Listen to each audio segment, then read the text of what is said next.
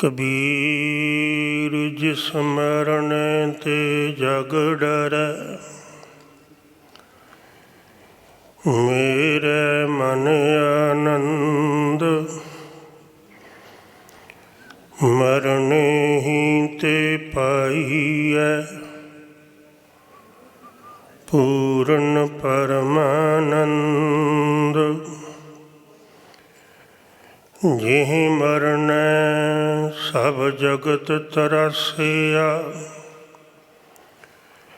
सो मरना गुर शब्द परगासिया। अब कैसे मरो मरण मन मानिया, मर मर जाते जिन राम न जानिया। मरनो मरण कहे सब कोय, सहजी मरै अमर होए सोए।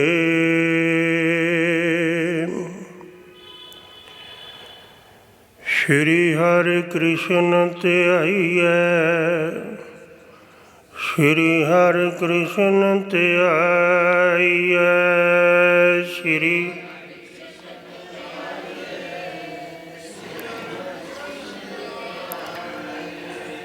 श्री हरि कृष्ण त्याइए, श्री हरि कृष्ण त्याइए।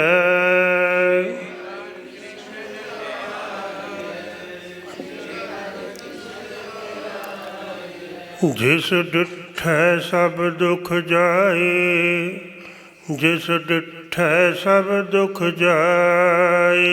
जिस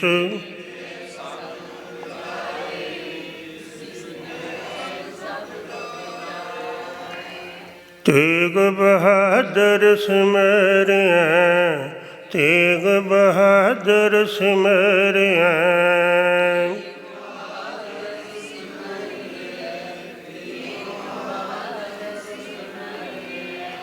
तेग बहादुर सिमरिया, तेग बहादुर सिमरिया।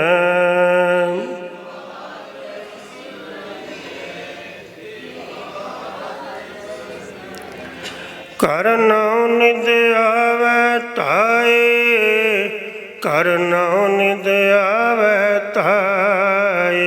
कर नाम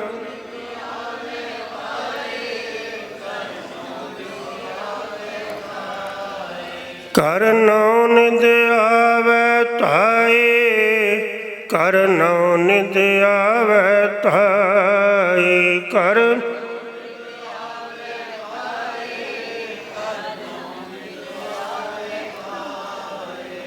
तेग बहादुर सिमरिया, तेग बहादुर सिमरिया।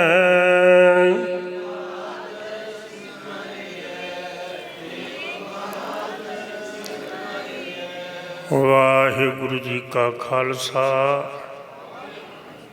वाहिगुरु जी की फतेह। साहिब सतगुरु गुरु ग्रंथ साहब शब्द गुरुदेव जी दे मुबारक चरण कमलों विखे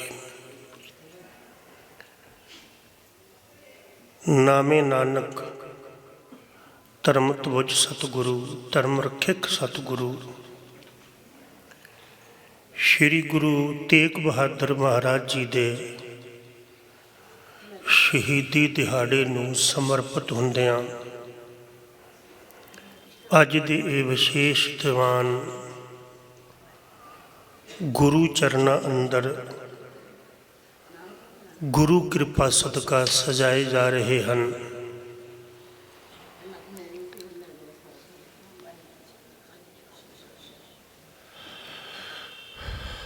एक बार आखो सतनाम श्री वाहिगुरू। थोड़ा जिहा विषय तो दूर जाके मैं एक गल तुहाडे नाल शेयर कर रहा, सांझी कर रहा। तो ये मेरे नाल प्रॉमिस करो भी ये गल घर दे सारे मैंबरां नाल जाके करोगे। और दिल की पट्टी ते ये जिहड़े लकब ने इन्हां नूं उकर लाओगे, लिख लाओगे, दिल के पल्ले विच संभाल लाओगे, घुट के बन लाओगे। भाई गुरदास साहब होए ने जिन्हां ने सब तो पहला गुरु ग्रंथ साहब लिखिया। गुरु अर्जन देव साहब जी के मामा जी सन, बीबी भानी जी के भरा सन। उन्हां दी बड़ी वड्डी लिखत है, एक कवित सवैये ते वारां। और भाई गुरदास गुरु घर दे अनन प्रेमी ते सब तो पहले दार्शनिक गुरु ग्रंथ साहब दे विचारवान ने, कथावाचक ने। उन्हां दियां प्राप्तियां सुन के तुसीं हैरान हो जाओगे। बाबा बुढ़ा साहब तो बाद श्री दरबार साहब के दूसरे हैड ग्रंथी भाई गुरदास साहब ने। श्री काल तख्त साहब उस वक्त 12 फुट थड़ा बनाया गया सी, 12 फुट उच्चा थड़ा। ये थड़ा जिहड़ा ना 2 महापुरखों ने बनाया सी। किसी मजदूर नूं, मिस्त्री नूं, किसी भी कारीगर नूं उहदे विच हथ नहीं लगाउण दिता गया। वो 2 महापुरख सन, एक भाई बाबा बुढ़ा साहिब ते दूसरे भाई गुरदास। बुढ़े आओ गुरदास बनायो, किसी मजदूर न हाथ लगायो, पंथ प्रकाश का करता।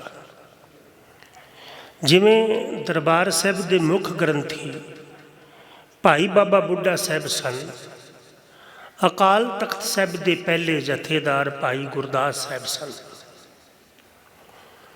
उन्होंने एक बचन लिखिया। वो कह लगे, दुनिया का सब तो वड्डा पापी आदमी कौन आ?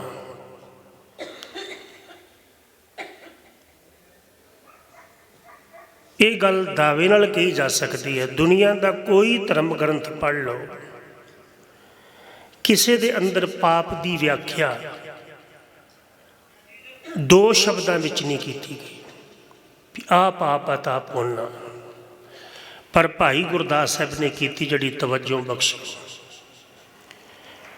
भाई साहब कह लगे, सब तो वड्डा पापी पता कौन है? उन्होंने पापियां की पहला गिनती की।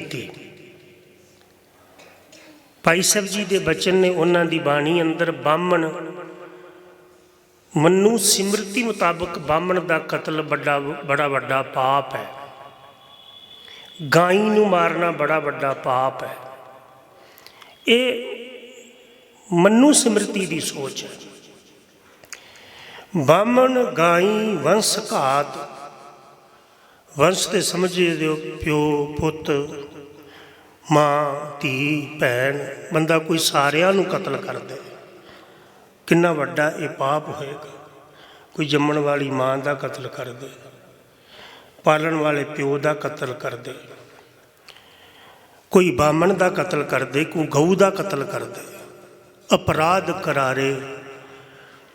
वो अजिहा अपराधी होवे भी उहदे अपराध पाप बयान ना किए जा सकते होण।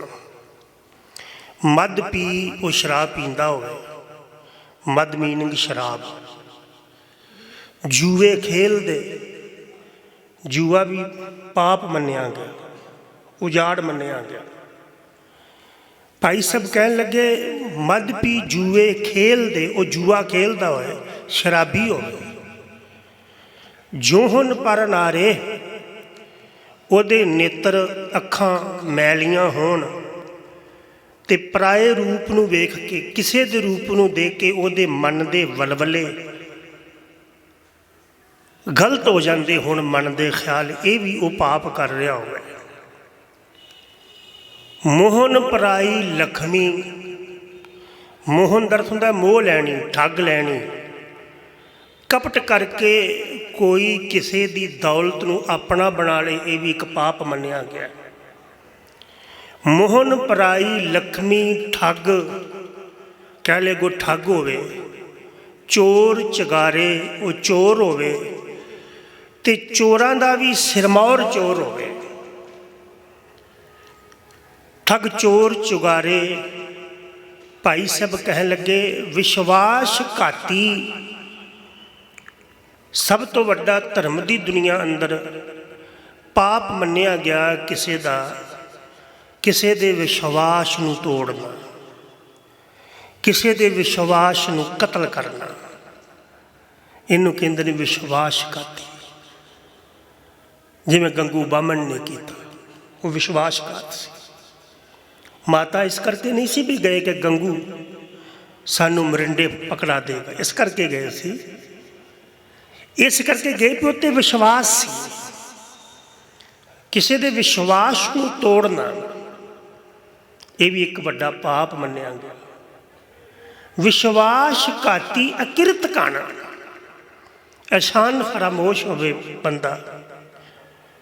विश्वासघाती अकिरत कण पापी हथियारे, कह लगे वो पापी होवे हथियारा होवे।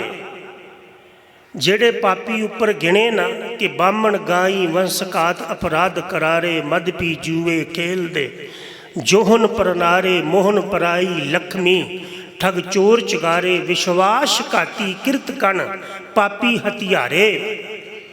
ते भाई सब कह लगे एक नहीं दो नहीं लखा नहीं, इहो जे करोड़ां पापी इकट्ठे कर ले जाने, जिन्होंने माँ कतल की होए, प्यो कतल किया होए, शराब पींदे होण, जुआ खेलते होण, ठग होण, चोर होण, किरतकण होण, विश्वासघाती होण। लख करोड़ी जोड़ियन, इहो जे लखां करोड़ां पापी भी जोड़ ले जान, इकट्ठे कर ले जान। अणगिणत अपारे भाई सब कह लगे लखां करोड़ा ही नहीं, अणगिणत पापी इहो जे इकट्ठे कर ले जान। पुछिए भाई साहब जी इस नालों भी कोई वड्डा पापी है? ते अद्धी पंक्ति विच जवाब दिंदे ने भी है। पुछिए कौन? कह लगे जेड़ा होवे सिख ते गुरुद्वारे ना आए।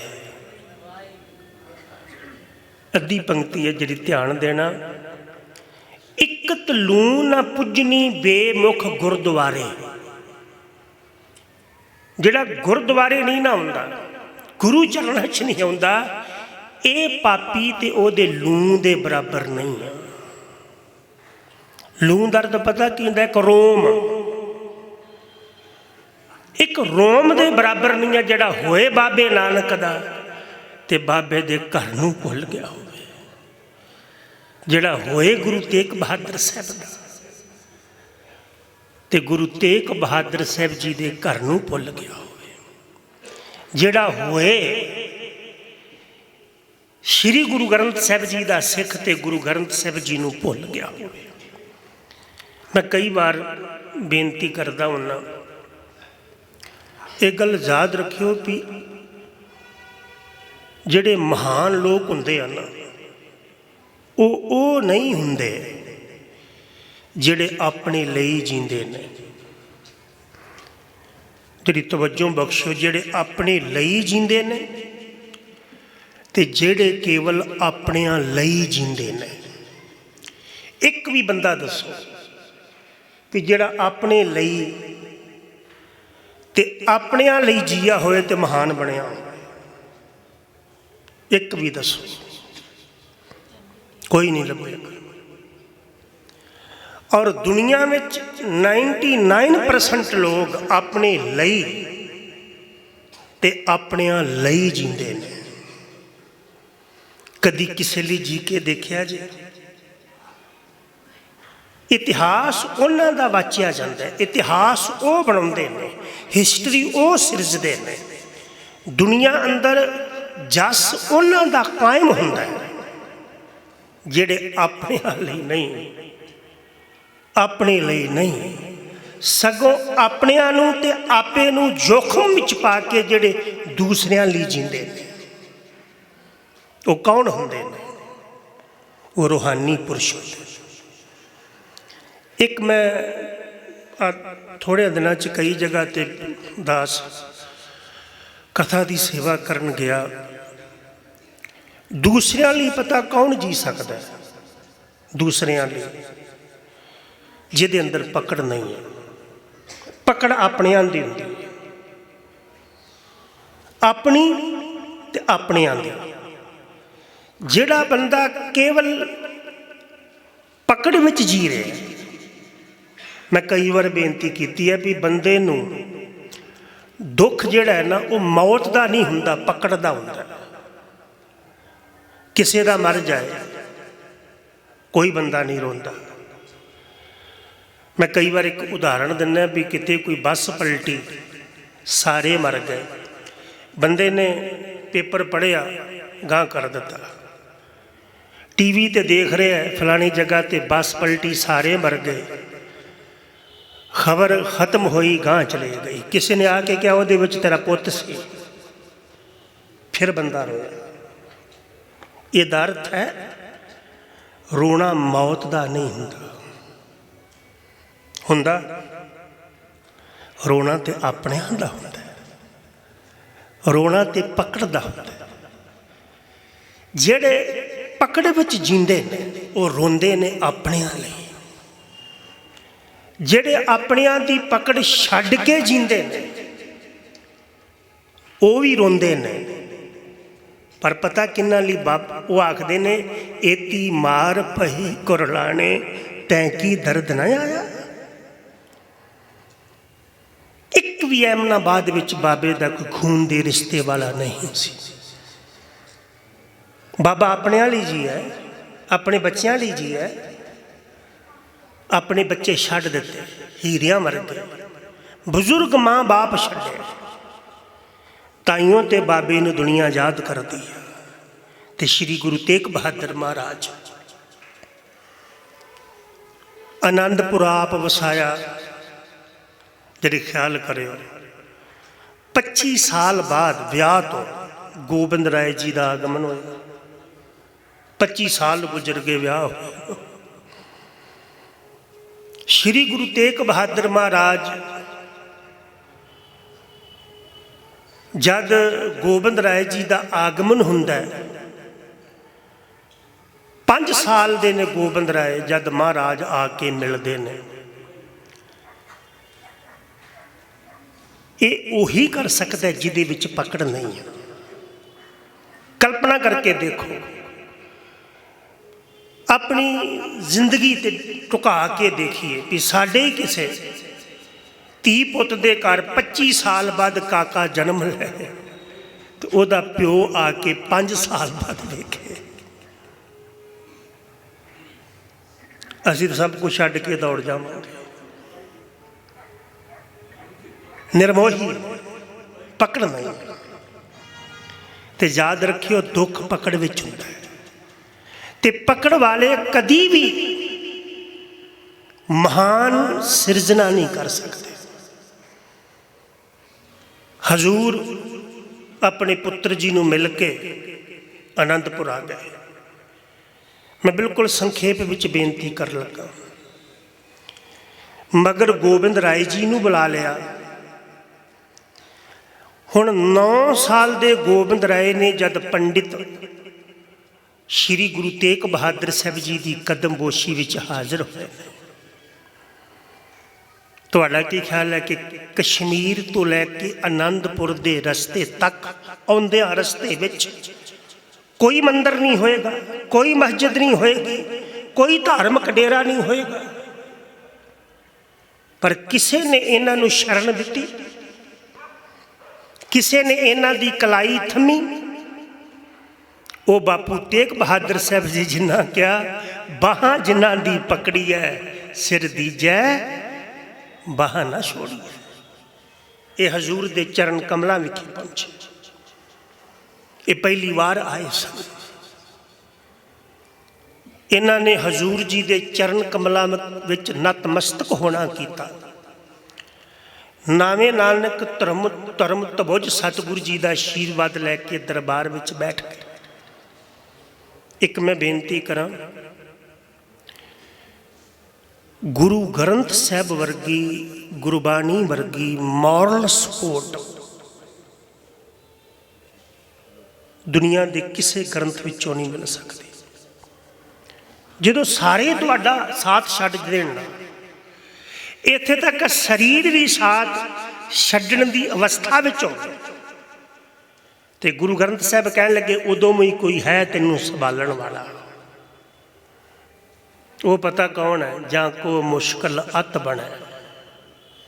ਅਤ ਦੀ ਕੋਈ ਵਿਆਖਿਆ ਨਹੀਂ ਹੁੰਦੀ।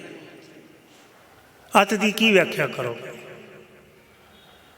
ਅਤ ਦਾ ਕੋਈ ਪੈਮਾਨਾ ਨਹੀਂ ਹੈ ਵੀ ਇੰਨੀਆਂ ਮੁਸ਼ਕਲਾਂ ਹੋਣ, ਨਹੀਂ, ਬੇਅੰਤ ਗਿਣਤੀ ਤੋਂ ਪਰੇ, ਪੈਮਾਨੇ ਤੋਂ ਪਰੇ।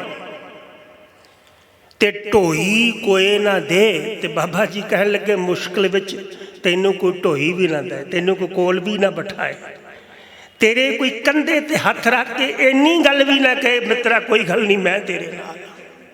ਔਰ ਯਾਦ ਰੱਖੋ ਗੁਰੂ ਤੇਗ ਬਹਾਦਰ ਸਵਾਮੀ ਦੇ ਬਚਨ ਨੇ, ਸੁਖ ਮੈਂ ਆਨ ਬਹੁਤ ਮਿਲ ਬੈਠਤ ਰਹਿਤ ਚਹੂੰ ਦਿਸ ਘੇਰੈ, ਬਿਪਤ ਪਰੀ ਸਭ ਹੀ ਸੰਗ ਛੱਡ।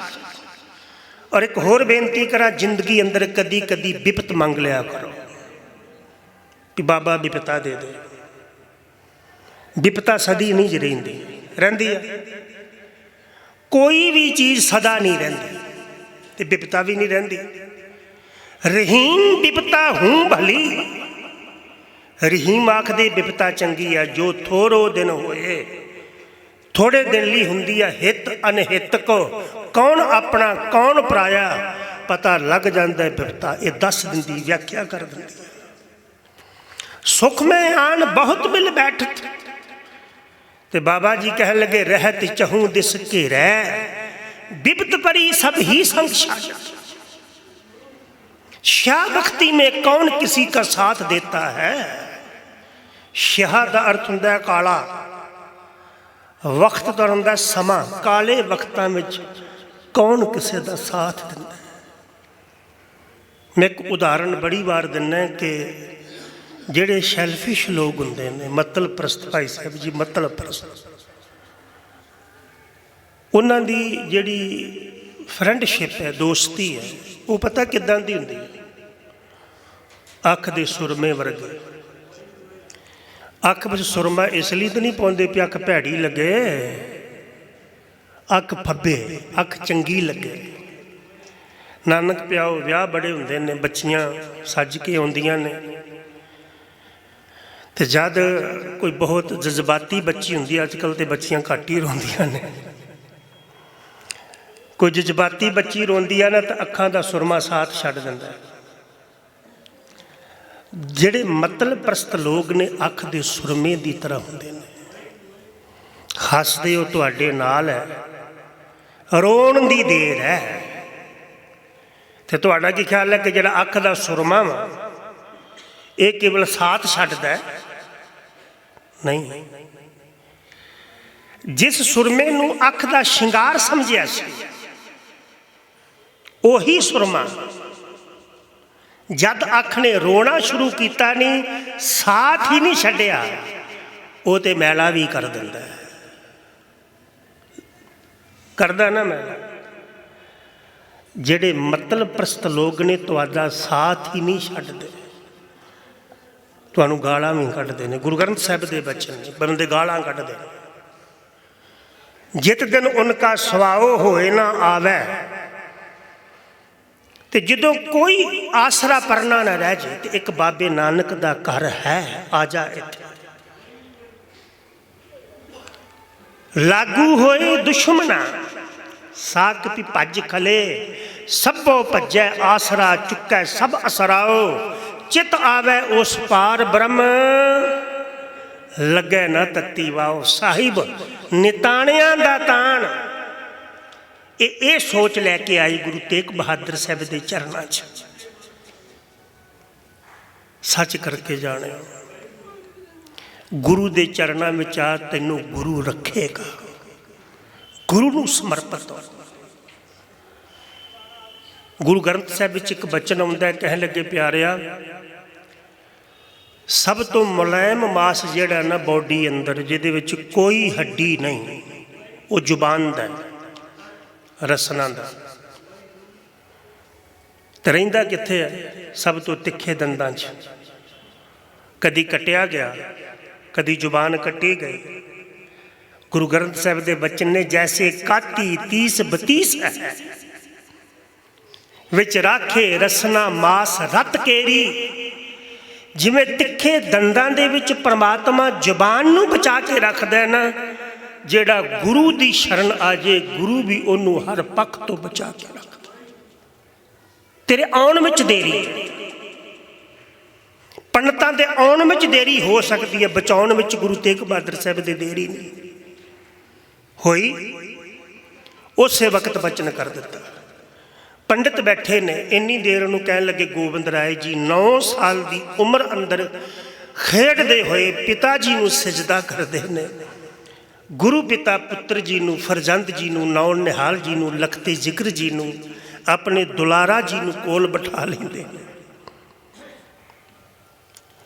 ਮੇਰੇ ਇੱਕ ਮਿੱਤਰ ਨੇ USA ਵਿੱਚ, ਉਹਨਾਂ ਨਾਲ ਗਗਨ ਪਾਕਿਸਤਾਨੀ, ਉਹਨਾਂ ਨੇ ਇੱਕ ਪੁਸਤਕ ਲਿਖੀ, ਗੋਬਿੰਦ ਬੋਲੇ। ਮੈਨੂੰ ਉਹਨਾਂ ਨੇ ਪੇਂਟ ਕੀਤੀ।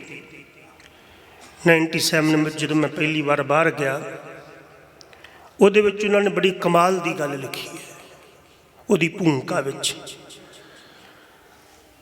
ਕਿ ਗੋਬਿੰਦ ਰਾਏ ਜੀ ਨੇ ਪਿਤਾ ਜੀ ਨੂੰ ਪੁੱਛਿਆ, ਇਹ ਲੋਕ ਕੌਣ ਨੇ ਜਿਹੜੇ ਤੁਹਾਡੇ ਦਰਬਾਰ ਵਿੱਚ ਵੀ ਦੁਖੀ ਨੇ, ਜਿਹੜੇ ਤੁਹਾਡੇ ਚਰਨਾਂ ਵਿੱਚ ਵੀ ਗਮਗੀਨ ਨੇ? ਇਹ ਕੌਣ ਨੇ ਲੋਕ? ਇਹ ਸਾਡੇ ਅੰਦਰ ਦਇਆ ਹੈ? ਮੈਨੂੰ ਮੇਰੇ ਪਿਤਾ ਜੀ ਹੈਡ ਗ੍ਰੰਥੀ ਰਹੇ ਦਰਬਾਰ ਸਾਹਿਬ ਦੇ, ਨਾਨਕ ਪਿਓ ਵੀ ਹੈਡ ਗ੍ਰੰਥੀ ਬੰਗਲਾ ਸਾਹਿਬ ਵੀ ਰਹੇ। ਇੱਕ ਦਿਨ ਮੈਨੂੰ ਕਹਿ ਲੱਗੇ, ਬਚਿੱਤਰ ਸਿਆਂ, ਮੇਰਾ 40 ਸਾਲ ਦਾ ਤਜਰਬਾ ਹੈ ਤੇ 25-30 ਸਾਲ ਦਾ ਮੇਰਾ ਵੀ ਹੋ ਗਿਆ, ਵੀ ਕਦੀ ਕਿਸੇ ਨੇ ਕਿਸੇ ਲਈ ਆ ਕੇ ਅਰਦਾਸ ਨਹੀਂ ਕਰਾਈ, ਵੀ ਕਿਸੇ ਦੇ ਘਰੋਂ ਦੁੱਖ ਦੀ ਆਵਾਜ਼ ਆ ਰਹੀ ਸੀ, ਕੋਈ ਰੋ ਰਿਹਾ ਸੀ। ਮੈਂ ਜਾਣਦਾ ਨਹੀਂ ਹਾਂ ਕੌਣ, ਪਰ ਗਿਆਨੀ ਜੀ ਅਰਦਾਸ ਕਰਿਓ ਉਹਦਾ ਰੋਣਾ ਮਿਟ ਜਾਏ। ਤੇ ਸਾਡੇ ਵਡੇਰੇ ਕੌਣ ਨੇ, ਸਾਡੇ ਪੂਰਵਜ ਕੌਣ ਨੇ, ਜਿਹੜੇ ਕਿਸੇ ਦੇ ਗਮਗੀਨ ਚਿਹਰੇ ਨੂੰ ਦੇਖ ਸਕੇ? ਪੁੱਛਿਆ, ਪਿਤਾ ਤੁਹਾਡੇ ਦਰਬਾਰ ਅੰਦਰ ਵੀ ਇਹ ਗਮਗੀਨ ਨੇ, ਦੁਖੀ ਨੇ?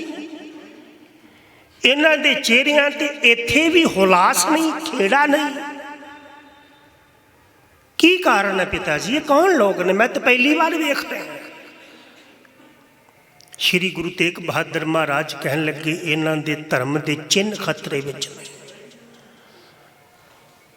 ਇਹਨਾਂ ਦੇ ਧਰਮ ਦੇ ਚਿੰਨ੍ਹ, ਕਿਉਂਕਿ ਤਿਲਕ ਜੰਜੂ ਰਾਖਾ ਪ੍ਰਭ ਤਾਂ ਕਾ, ਉਹਨਾਂ ਦਾ ਤਿਲਕ ਜੰਜੂ ਨਾਲ ਸਾਡਾ ਕੋਈ ਤਲੋਕਾਤ ਨਹੀਂ ਹੈ। ਤੇ ਗੋਬਿੰਦ ਰਾਏ ਜੀ ਕਹਿਣ ਲੱਗੇ, ਪਿਤਾ ਇਹਨਾਂ ਦੇ ਜਿਹੜੇ ਧਰਮ ਦੇ ਚਿੰਨ੍ਹ ਸਿੰਬਲ ਖਤਰੇ ਵਿੱਚ ਨੇ, ਇਹਨਾਂ ਦਾ ਖਤਰਾ ਕਿਵੇਂ ਟਲ ਸਕਦਾ, ਕਿਵੇਂ ਦੂਰ ਹੋ ਸਕਦਾ? ਇਹਨਾਂ ਦੇ ਚਿਹਰਿਆਂ ਤੇ ਖੁਸ਼ੀਆਂ ਤੇ ਹਾਸੇ ਕਿਵੇਂ ਪਰਤ ਸਕਦੇ? ਤੇ ਸਾਹਿਬ ਸ਼੍ਰੀ ਗੁਰੂ ਤੇਗ ਬਹਾਦਰ ਸੱਚੀ ਸਰਕਾਰ ਜੀ ਕਹਿਣ ਲੱਗੇ, ਪੁੱਤਰ ਜੀ, ਫਰਜ਼ੰਦ ਜੀ, ਗੋਬਿੰਦ ਰਾਏ ਜੀ, ਇਹਨਾਂ ਦੇ ਵਾਸਤੇ ਕੋਈ ਵੱਡਾ ਪੁਰਖ ਆਪੇ ਦੀ ਕੁਰਬਾਨੀ ਕਰੇ। ਵੱਡਾ ਪੁਰਖ।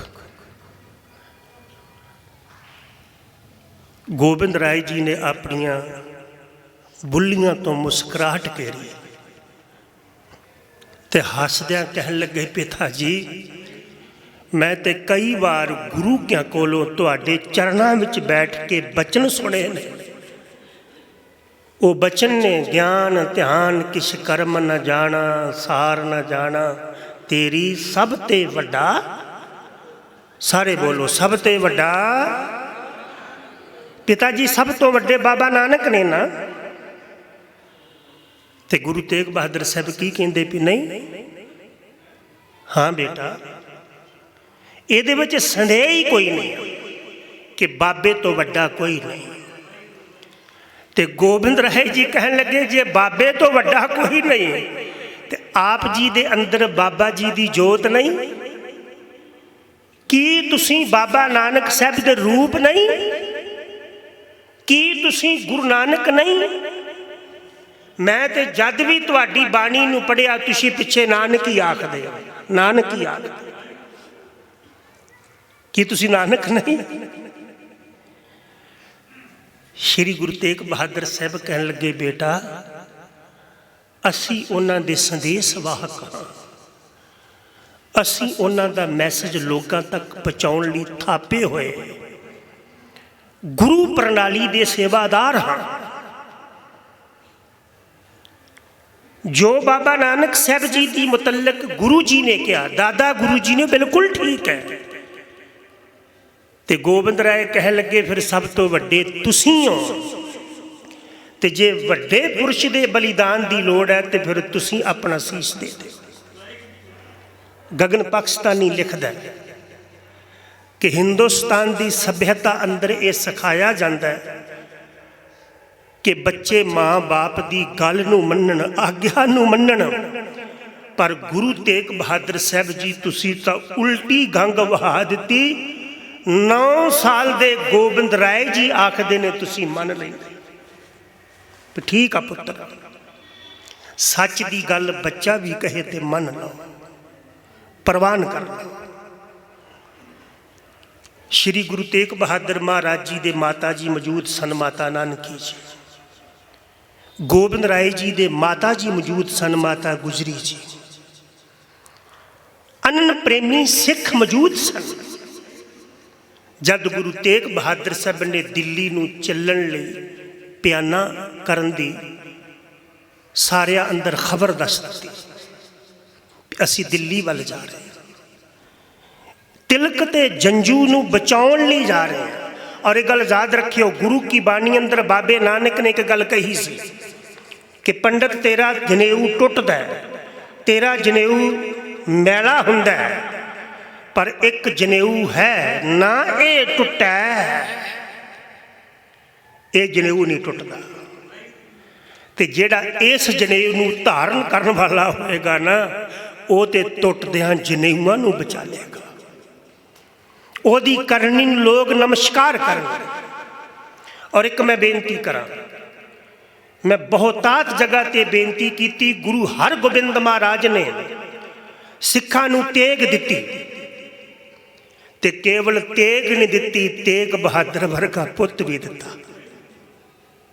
ਯਾਦ ਰੱਖਿਓ, ਦੁਨੀਆ ਵਿੱਚ ਤੇਗ ਦੇਣ ਵਾਲੇ ਬੜੇ ਹੈ, ਤੇਗ ਹੱਥ ਥਮਾਉਣ ਵਾਲੇ ਬੜੇ ਹੈ, ਤੇਗਾਂ ਛਡਾਉਣ ਵਾਲੇ ਬੜੇ ਹੈ, ਪਰ ਇੱਕ ਗੁਰੂ ਹਰਗੋਬਿੰਦ ਮਹਾਰਾਜ ਨੇ, ਜਿਨ੍ਹਾਂ ਨੇ ਆਖਿਆ ਇਹ ਦੁਨੀਆ ਦੇ ਲੋਗੋਂ ਮੈਂ ਤੇਗ ਵੀ ਦੇ ਰਿਹਾ ਤੇ ਤੇਗ ਬਹਾਦਰ ਵੀ ਦੇ ਰਿਹਾ।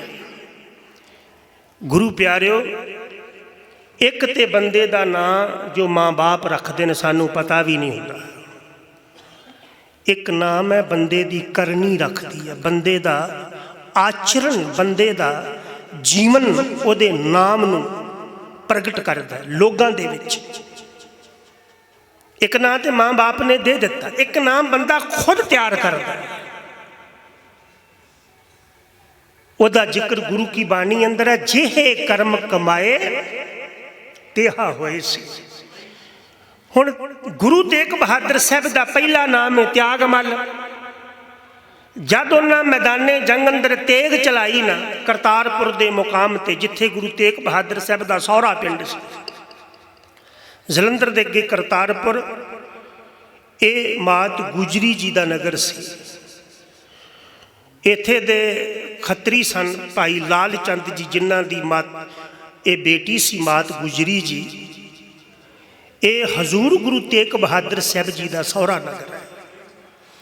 ਇੱਥੇ ਯੁੱਧ ਹੋਈ ਗੁਰੂ ਹਰਗੋਬਿੰਦ ਮਹਾਰਾਜ ਦੀ, ਤੇ ਤਿਆਗਮੱਲ ਜੀ ਪਿਤਾ ਜੀ ਨੂੰ ਕਹਿਣ ਲੱਗੇ, ਮੇਰਾ ਚਿੱਤ ਕਰਦਾ ਮੈਂ ਵੀ ਮੈਦਾਨੇ ਜੰਗ ਅੰਦਰ ਜਾ ਕੇ ਤੇਗ ਚਲਾਵਾਂ। ਹਰਗੋਬਿੰਦ ਸਾਹਿਬ ਨੇ ਥਾਪੜਾ ਦੇ ਕੇ ਤੋੜ ਦਿੱਤਾ। ਘੋੜੇ ਦੀਆਂ ਰਕਾਬਾਂ ਤੇ ਖੜ ਕੇ, ਲਗਾਮਾਂ ਕੱਪੜੇ ਵਿੱਚ ਲਪੇਟ ਕੇ, ਜਦ ਤਿਆਗਮੱਲ ਜੀ ਨੇ ਲਗਾਮਾਂ ਕੱਪੜੇ ਵਿੱਚ ਲਪੇਟ ਕੇ ਆਪਣੇ ਮੁਖ ਵਿੱਚ ਲੈ ਕੇ ਦੋਨਾਂ ਹੱਥਾਂ ਨਾਲ ਤੇਗ ਚਲਾਈ, ਤੇ ਦੇਖਣ ਵਾਲੇ ਲੋਕ ਅਸ਼ ਅਸ਼ ਕਰ ਉੱਠੇ, ਵਾਹ इस नगर दियां बच्चियां, इस नगर दे लोग आखदे ने ये गुजरी दे साईं जी तलवार चला रहे हैं। लोगों ने दंदां थले उंगलियां ले लिया। असीं गुरु तेग बहादुर साहब नूं केवल त्याग ते वैराग दी मूर्ति आखदे। कदी कल्पना करियो उन्हां मैदाने जंग अंदर तेग चलाई भी आ, और तेग चला के ही त्यागमल तो तेग बहादुर बने। जब मैदाने जंग अंदर तेग चला के वापस आए, गुरु हरगोबिंद महाराज ने घुट के गलवकड़ी विच लिया ते कहन लगे, त्यागमल पुत्र जी, तुहाडा नाम ब्रह्म ज्ञानी श्रीमान भाई बाबा बुढ़ा साहब जी ने रखिया सी त्यागमल, पर अज तुहाडे तेग चलाउण दे तरीके नूं देख के अज मैं तुहाडा नाम तब्दील कर लिया। अज तो तुसी त्यागमल नहीं तेग बहादुर होवोगे। मैदाने जंग अंदरों नाम मिले। तो उस वक्त गुरु हरगोबिंद साहब ने एक गल कही। महाराज कह लगे, पुत्र जी अज अपने कपड़े देखो, खून विच लथपथ ने तुहाडे। तुहाडा घोड़ा खून दे नाल लथपथ है। जिहड़ा तुहाडे कपड़ियां ते खून है, लहू है, तुहाडे घोड़े ते लहू डिग्गिया है, ये दूसरियां दा वहा। पर बेटा जी एक दिन जमाना देखेगा, अज तुसी साडे लई तेग चलाई है, तुहाडे पोशाके ते दूसरियां दा खून है। एक दिन जमाना वेखेगा तुसी किसे लई तेग चलाओगे ते तुहाडे अपने कपड़े अपने खून में रंगे होणगे। पुत्र जी केवल तेग चलाउणा ही सूरमियां दा काम नहीं हुंदा।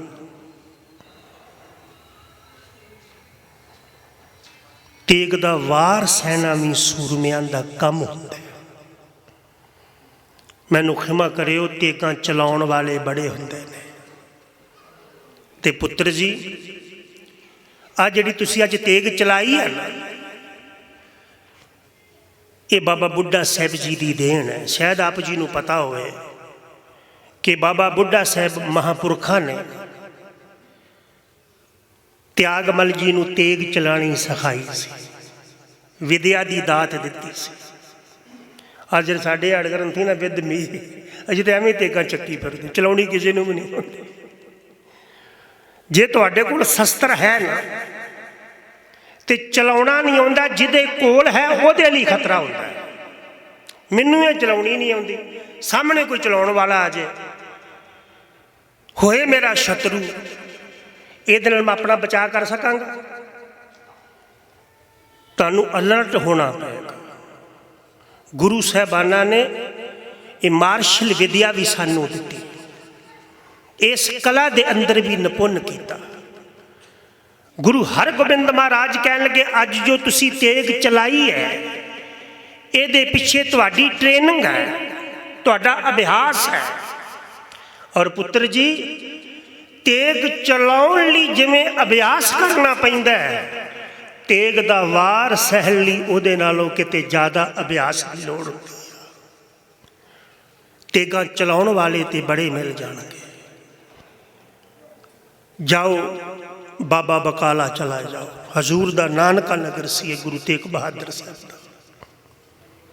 श्री गुरु तेग बहादुर साहब ने पिता जी दे बचनां नूं स्वीकार किया और उन्हां चिन्हां लई जिन्हां ते साडा कोई विश्वास नहीं, साडा कोई उन्हां चिन्हां ते धार्मिक अकीदा नहीं, तिलक ते जंजू ते, जिहदी मुतल्लक गुरु ग्रंथ साहब पिता जी का बचन है, माथे तिलक हथ माला बाना, लोगन राम खलौना जाना। पर जद कोई धक्के नाल किसी दे धर्म नूं तब्दील करे, ये गुरु सोच प्रवान नहीं करती। गुरु तेग बहादुर साहब जी दिल्ली नूं चले ने, नाल हजूर जी दे स्वामी जी दे सिख चले ने। मैं संखेप विच बेनती करा, गुरु के रागी सिंह पहुँच चुके ने। एक गल याद रखियो भी बंदे दी असल मौत पता किदों होंदी है? जद बंदा बदल जाता है। बंदे दा बदलना बंदे दी असली मौत होती है। अपने अकीदे ते दृढ़ रह के मर जाना ये ते अमर जीवन होता है। और एक गल याद रखियो, औरंगजेब गुरु तेग बहादुर साहब नूं शहीद नहीं सी करना चाहता। वो एक सीसगंज पैदा नहीं सी करना चाहता, वो एक रकाबगंज पैदा नहीं सी करना चाहता। इस तो बाद मैं तो कई जगह ते बेनती करके आया, तुहाडा की ख्याल है कि जिहड़ा वजीर खां है बच्चों नूं शहीद करना चाहता सी? नहीं, तब्दील करना चाहता सी, ताकि वह गुरु गोबिंद सिंह साहब नूं कह दिंदा, देख मैं तेरे बच्चे बदल दिते। और याद रखियो, निक्कियां सोचां वाले कदी महान काम नहीं कर सकते। सौड़ी सोच वाले, नैरो सोच वाले, ये वड्डे साके उही करते हैं जिन्हां दियां सोचां वड्डियां हुंदियां ने, ते सोच उन्हां दी वड्डी हुंदी जिहड़े वड्डे नाल जुड़े हुंदे ने।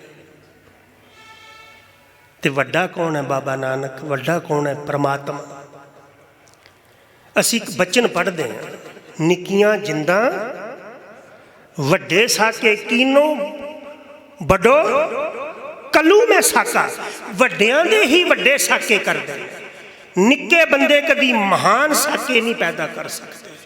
और एक गल याद रखियो, मैं फिर शब्द दोहरा दियां, वड्डे साके वो नहीं हुंदे, वो नहीं वड्डे साके कर सकते जिहड़े अपने लई जींदे ने, अपनियां लई जींदे ने। वड्डे साके वो करते ने जिहड़े आपे नूं कुर्बान करके लोगां लई जींदे ने।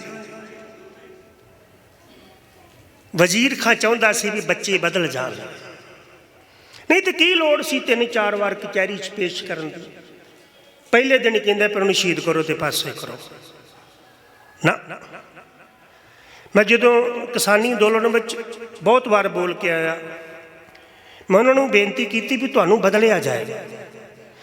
1 साल बाद भी तो नतीजा उही निकलिया ना जो वो चाह रहे थे, उही निकलिया ना। तो फिर 1 साल तक उन्होंने रोलण की की लोड़ सी? जिहड़ा 700-800 आदमी मरिया है, सरकार नूं पता सी भी बंदे मरने हैं। वो 700-800 आदमी जिहड़ा मरिया ना, मैं उत्थे बेनती की तुहानूं नहीं मार सकते ने। 5, 10, 20, 100, 50 तुहाडे विचों नहीं मार सकते ने, क्योंकि जिहड़े राजनीतिक लोग हुंदे ने 10, 15, 20, 100, 50, 1000 नूं मार के ना, जिहड़े जींदे ने उन्हां नूं बदलना चाहुंदे ने। अज भी राजनीतिक यही सोच है, अज भी लोग बदल रहे हैं। मैनूं खिमा करो, जिहड़े बदल जांदे ने मौत उन्हां दी हुंदी है। जिहड़े बदलते नहीं आ वो ते तवरीखां बदल के चले जाते हैं। जिहड़े बदलते ने लोग उन्होंने जींदियां लकड़ां ते पा के साड़ते, उन्हां दियां तस्वीरां साड़ियां जांदियां, उन्होंने पैरां विच मंदोलिया जाता है। ते जिहड़े नहीं ना बदलते उन्हां दे चरणां ते लोग आके मत्था टेकते हैं। हुण एक सीधी जी गल है, मैं तुहाडे ते सवाल करा। भाई मती दास ने पंडितां नूं कहा सी भी मैनूं बदल लो, नहीं किया। भाई दयाला जी ने कहा भी मैनूं बदल लियो, ये बदल जाणगे। पर गुरु तेग बहादुर साहब तो पहला इन्हां महापुरुखां नूं शहीद किया गया। क्यों किया गया? इन्हां दा इहदे विच की रोल सी? गल ते गुरु तेग बहादुर साहब दी सी। गुरु जी ने कहा भी मैनूं बदल लो, ये सारे बदल जाणगे।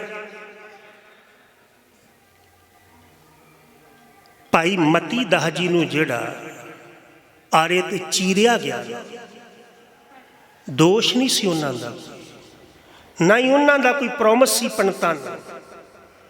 इस करके ਵੀ ਗੁਰੂ ਤੇਗ ਬਹਾਦਰ ਸਾਹਿਬ ਜਾਣ ਵੀ ਤੁਹਾਡੇ ਨਾਲਦਿਆਂ ਦਾ ਕੀ ਹਸਰ ਹੋ ਰਿਹਾ ਹੈ। ਹਜ਼ੂਰ ਨੂੰ ਡਰਾਉਣ ਲਈ ਮੈਂ ਵੀ ਥੋੜ੍ਹੀ ਦੇਰ ਜੇਲ੍ਹ ਵਿੱਚ ਰਿਹਾ। ਸਾਡੇ ਸਾਹਮਣੇ ਸੁਮੇਧ ਸੈਣੀ ਜਿਹੜੇ ਬਹੁਤ ਜ਼ਿਆਦਾ ਕ੍ਰਿਮੀਨਲ ਸਨ ਜਾਂ ਟੈਰਰਿਸਟ ਦੌਰ ਦੇ ਵਿੱਚੋਂ ਦੀ ਜਿਹੜੇ ਬਹੁਤ ਸਮਰਪਿਤ ਸਨ, ਉਹਨੂੰ ਕਹਿੰਦੇ ਸਨ ਦਰਬਾਰ ਲੱਗਣਾ, SSP ਦਾ ਦਰਬਾਰ। ਉਹਦੇ ਵਿੱਚ 2-4 ਨੂੰ ਬੰਨ੍ਹ ਕੇ ਅੱਗ ਲਾ ਦਿੱਤੀ ਜਾਂਦੀ ਸੀ ਥੱਲੇ, ਤਾਂ ਕਿ ਜਿਹੜੇ ਜੀਂਦੇ ਨੇ ਇਹਨਾਂ ਦੇ ਅੰਦਰ ਦਹਿਸ਼ਤ ਪੈਦਾ ਹੋ ਸਕੇ।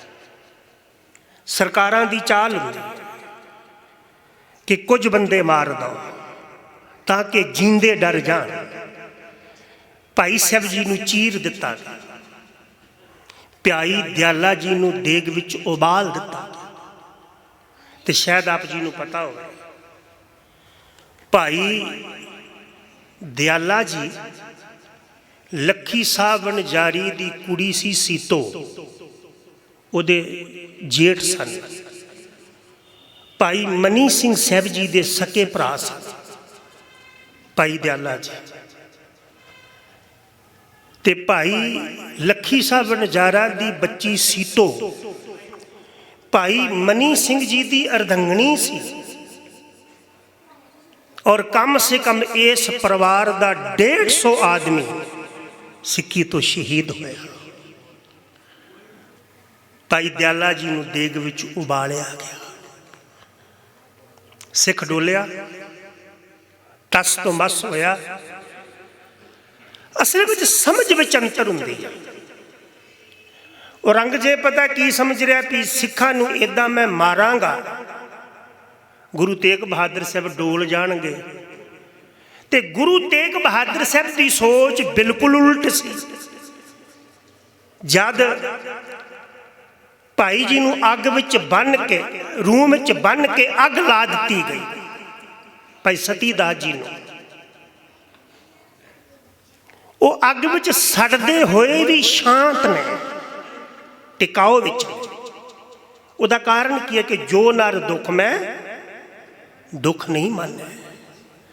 ਤੇ ਦੁੱਖ ਵਿੱਚ ਉਹ ਦੁੱਖ ਨਹੀਂ ਮੰਨੇਗਾ, ਇਹ ਗੱਲ ਯਾਦ ਰੱਖਿਓ, ਜਿਹਦੀ ਸੁੱਖ ਦੇ ਪ੍ਰਤੀ ਪਕੜ ਨਹੀਂ ਹੋਏਗੀ। ਅਗਰ ਮੇਰੀ ਸੁੱਖ ਦੇ ਪ੍ਰਤੀ ਪਕੜ ਹੈ, ਅਟਰੈਕਸ਼ਨ ਹੈ, ਸੁੱਖ ਦੇ ਪ੍ਰਤੀ ਮੇਰੀ ਖਿੱਚ ਹੈ, ਮੈਂ ਚਾਹੁੰਦਾ ਮੈਨੂੰ ਸੁੱਖ ਮਿਲੇ, ਤੇ ਦੁੱਖ ਵਿੱਚ ਮੈਂ ਦੁਖੀ ਹੋਵਾਂਗਾ। ਦੁੱਖ ਵਿੱਚ ਉਹ ਦੁਖੀ ਨਹੀਂ ਹੁੰਦਾ ਜਿਹਦੀ ਸੁੱਖ ਦੇ ਪ੍ਰਤੀ ਪਕੜ ਨਹੀਂ ਹੁੰਦੀ। ਤੇ ਮੈਂ ਫਿਰ ਸ਼ਬਦ ਦੁਹਰਾ ਦਿਆਂ, ਪਕੜ ਵਿੱਚ ਜੀਣ ਵਾਲੇ ਕਦੀ ਇਤਿਹਾਸ ਨਹੀਂ ਸਿਰਜਦੇ। ਔਰ ਇੱਕ ਗੱਲ ਹੋਰ ਯਾਦ ਰੱਖਿਓ, ਮੇਰੇ ਦਿਮਾਗ ਵਿੱਚ ਆ ਗਈ, ਇਤਿਹਾਸ ਦਾ ਇੱਕ ਸੁਭਾਅ ਹੁੰਦਾ ਹੈ, ਹਿਸਟਰੀ ਦਾ ਇੱਕ ਸੁਭਾਅ ਹੈ, ਉਹ ਆਪਣੇ ਆਪ ਨੂੰ ਦੁਹਰਾਉਂਦੀ ਹੈ, ਰਿਪੀਟ ਕਰਦੀ ਹੈ। ਨਾਇਕ ਬਦਲ ਜਾਂਦੇ ਨੇ, ਸਥਾਨ ਬਦਲ ਜਾਂਦੇ ਨੇ, ਕਾਰਨ ਬਦਲ ਜਾਂਦੇ ਨੇ, ਪਰ ਹਿਸਟਰੀ ਆਪਣੇ ਆਪ ਨੂੰ ਰਿਪੀਟ ਕਰਦੀ ਹੈ। ਜੇ ਹਿਸਟਰੀ ਰਿਪੀਟ ਕਰਦੀ ਹੈ ਤੇ ਹਿਸਟਰੀਆਂ ਸਿਰਜ ਕੇ ਗਏ ਹੋਏ ਵੀ ਆਪਣੇ ਕੀਤੇ ਦੀ ਵਕਾਲਤ ਕਰਦੇ ਨੇ ਆਪਣੇ ਅਨੁਯਾਈਆਂ ਦੇ ਮੁਤਾਬਕ। ਉਦੋਂ ਇੱਕ ਸਿੱਖ ਨੂੰ ਅੱਗ ਲਾਈ ਗਈ ਰੂਮ ਵਿੱਚ ਬੰਨ੍ਹ ਕੇ, ਤੇ 84 ਦੇ ਸਮੇਂ ਪਤਾ ਨਹੀਂ ਕਿੰਨਿਆਂ ਦੇ ਗਲਾਂ ਵਿੱਚ ਟਾਇਰ ਪਾ ਕੇ, ਮੂੰਹ ਵਿੱਚ ਪੈਟਰੋਲ ਪਾ ਕੇ ਅੱਗਾਂ ਲਾਈਆਂ ਗਈਆਂ। ਉਦੋਂ ਚਾਂਦਨੀ ਚੌਕ ਦੇ ਇੱਕ ਮੁਕਾਮ ਤੇ ਇੱਦਾਂ ਹੋਇਆ, ਗੁਰੂ ਤੇਗ ਬਹਾਦਰ ਸਾਹਿਬ ਜੀ ਦੇ ਸਾਹਮਣੇ। ਤੇ 84 ਦੇ ਸਮੇਂ ਮੈਂ ਨਾ ਕੈਨੇਡਾ ਗਿਆ, ਉੱਥੇ ਇੱਕ ਟੋਰਾਂਟੋ ਦੇ ਅੱਗੇ ਇੱਕ ਟਾਊਨ ਹੈ ਕਿਚਨਰ, ਉੱਥੇ ਬਹੁਤ ਵਾਰ ਕਥਾ ਕਰਕੇ ਆਇਆ। 84 ਦੇ ਇੱਕ ਫਿਲਮ ਬਣੀ, 84 ਦੇ ਦੰਗਿਆਂ ਤੇ। ਉਹ ਇੱਕ ਬਜ਼ੁਰਗ ਨੇ ਦੇਖੀ,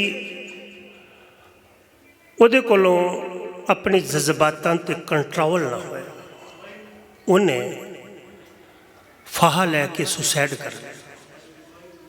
ਕੇਵਲ ਪਿਕਚਰ ਦੇਖ ਕੇ ਪਤਾ ਵੀ ਇਹ ਤਸਵੀਰਾਂ ਨੇ, ਇਹ ਫਿਲਮਾਇਆ ਗਿਆ। तो मैं उदों उत्थे ही सा, मैं डिक्सी गुरु घर सी। मैं बेनती की इस बजुर्ग दे कोलों तस्वीरां नहीं बर्दाश्त होईयां, जो उत्थे घटिया उहदे नालों घट बयान किया गया होगा, हमेशा घट बयान किया जाता है। इस बुजुर्ग कोलों वो दृश्य कबूल नहीं होए, ते जिन्हां दे नाल ये बीती होएगी उन्हां दे हालात की होणगे। और एक मैं बेनती करा, तुहाडा कोई मुसलमान वीर होए ना, तैनूं पुछिओ कि जद हसन हुसैन की शहीदी आउंदी है किवें मनांदे हो? ठंडा जल पिआंदे हो, प्रशादे छकांदे हो? ना, वो रोंदे ने। जिहड़े जनूनी मुसलमान मुतशबी शरीयत मुसलमान, वो दीवारां विच सिर मारते हैं, लहू लुहान करते हैं। पर सिख जगत ने, मेरे बाद मानयोग भाई साहब जी होनी कीर्तन करन आए ने, जे शहीदियां पाउण वाले अग दे विच शांत ने, सिख कौम ने शहीदियां पानियां दसियां, ते जगत नूं वाजे दियां सुरां ते शहीदियां मनानियां भी दसियां। शहीदियां इवें मनाइयां जांदियां। तुहाडा की ख्याल है कि भाई मती दास, भाई सती दास, भाई दयाला जी जां गुरु तेग बहादुर साहब जी का शहीदी दिहाड़ा जब आनंदपुर विच मनाया गया होएगा, उदों ये लकब नहीं दुहराए गए होणगे, नानक नाम चढ़दी कला औरंगजेब जींदा है, जलालुद्दीन जींदा है, कि वो सारियां दे विच नहीं सी। सिख रूह विच सड़ जाता है, पर अपने अकीदे तो डोलदा नहीं है। मैं बेनती करा, डोलन वाले मर जाते हैं, बदलन वाले मर जाते हैं। वो जलाद आखदा गुरु तेग बहादुर देखिया तुहाडियां नाल की होया? तो श्री गुरु तेग बहादुर साहब कह लगे, चलिया तू ते मेरे नहीं बदल सकिया, मेरे जेड़े मेरे सी, तू ते उन्हां नूं टस तो मस नहीं कर सकिया, ते उन्हां दे गुरदेव नूं किवें बदल सकेगा? मेरे नहीं बदले, बदले। और सच करके जाने, जेड़ा गुरु तेग बहादुर दा होएगा कदी बदलेगा नहीं, ते जेड़ा बदल जाएगा गुरु तेग बहादुर दा नहीं होएगा। जेड़े चेंज हो जाते हैं खतरनाक वो होंदे। ते मैं फिर शब्द दोहरा दिया कि बदलने वाले कदी भी उचाइयां नूं नहीं जे छूंदे, बदलने वालियां दा कदी जीवन नहीं विचारिया जाता। जीवन उन्हां दा विचारिया जाता है जिहड़े तब्दील नहीं हुंदे। अज भी भाई साहब जी के स्थान पर जाके, तिन्ना महापुरखों के स्थान पर जाके मत्थे टेकते हो ना। चलो खैर, मैं आखिरी बचन कवां, 5 मिनट मैं तुहाडे होर लैणे ने। श्री गुरु तेग बहादुर साहब तिलक ते जंजूली सिखां दे समेत शहीदी का जाम पी जाते हैं। ये भी दिल्ली दे सिखो तुहाडी तुहीन है। पता की भी गुरु तेग बहादुर साहब जी की शहीदी नूं वेख के सिख लुक गए? नहीं। इस तो पहला दी एक स्टोरी दसा। गुरु हरगोबिंद साहब का रिश्ता चंदू के घर जुड़िया, दिल्ली च ही जुड़िया सी। इत्थे ही पंडित रिश्ता लैके आया सी। ते जिन्हां ने गुरु अर्जुन देव साहब नूं चिट्ठी लिखी सी रिश्ता ना लियो, वो कौन सन? दिल्ली दे सिख। लिखी ना चिट्ठी, अगे इतिहास पढ़ के वेख लो। जिन्नी बार भी दिल्ली तो फौजां चढ़ के गई, पहली बार पहाड़िए 3 लाख रुपया रिश्वत दे के दिल्ली तो फौज लैके गए। उदों दिल्ली के सिखा ने जब फौज चली, चलन तो पहला गुरु गोबिंद सिंह साहब को मैसेज भेज दिता, चिट्ठी भेज दी कि दिल्ली तो फौज की तैयारी है। दिल्ली के सिख छिपे नहीं सी। बहुत कुछ सिखा ने दिल्ली का नहीं समझा, ये साडियां कमजोरियां ने। ਦਿੱਲੀ ਵਿੱਚ ਇੱਕ ਸੀ ਭਾਈ ਨਾਨੂ ਦੀ ਧਰਮਸ਼ਾਲਾ।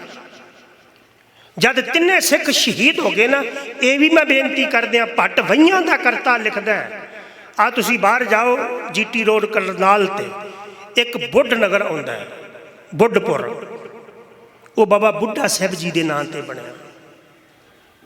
ਉੱਥੇ ਹੀ ਇਹਨਾਂ ਤਿੰਨਾਂ ਸਿੱਖਾਂ ਦਾ ਸੰਸਕਾਰ ਹੋਇਆ।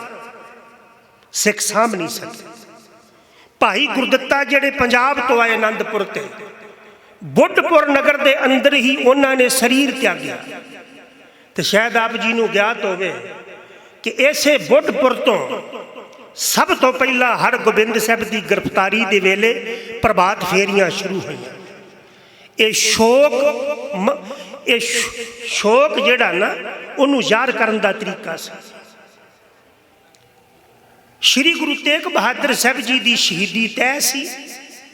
ਉਹਦੇ ਵਿੱਚ ਸਿੱਖਾਂ ਦੀਆਂ ਡਿਊਟੀਆਂ ਲਗਾਈਆਂ ਗਈਆਂ, ਜਿਹਦੇ ਵਿੱਚ ਭਾਈ ਲੱਖੀ ਸਾਹ ਜੀ ਵਣਜਾਰਾ ਜੀ ਇੱਕ ਧਨਾਢ ਵਪਾਰੀ ਸੀ। ਭਾਈ ਸਾਹਿਬ ਭਾਈ ਜੈਤਾ ਜੀ ਸੀਸ ਲੈ ਕੇ ਚਲੇ ਗਏ। ਭਾਈ ਸਾਹਿਬ ਜੀ ਹਜ਼ੂਰ ਦਾ ਧੜ ਲੈ ਕੇ, ਜਿੱਥੇ ਅੱਜ ਗੁਰਦੁਆਰਾ ਰਕਾਬਗੰਜ ਸਾਹਿਬ, ਆਪਣੇ ਘਰ ਚਲੇ ਗਏ। ਆਪਣੇ ਘਰ ਦੇ ਅੰਦਰ ਚਿਖਾ ਤਿਆਰ ਕਰਕੇ ਆਪਣੇ ਘਰ ਨੂੰ ਹੀ ਅੱਗ ਲਾ ਦਿੱਤੀ। ਸਾਡੇ ਵਰਗੇ ਲੋਕ ਜਾਂ ਹੋਰ ਵੀ ਸੋਚਦੇ ਲੋਕ ਗੁਰਦੁਆਰਿਆਂ ਨੂੰ ਮਾਧਿਅਮ ਬਣਾ ਕੇ ਆਪਣੀਆਂ ਕੁਰਸੀਆਂ ਬਣਾਉਂਦੇ ਨੇ, ਆਪਣੇ ਘਰ ਬਣਾਉਂਦੇ ਨੇ, ਪਰ ਗੁਰੂ ਕੇ ਨੇ ਆਪਣੇ ਘਰ ਨੂੰ ਅੱਗ ਲਾ ਦਿੱਤੀ।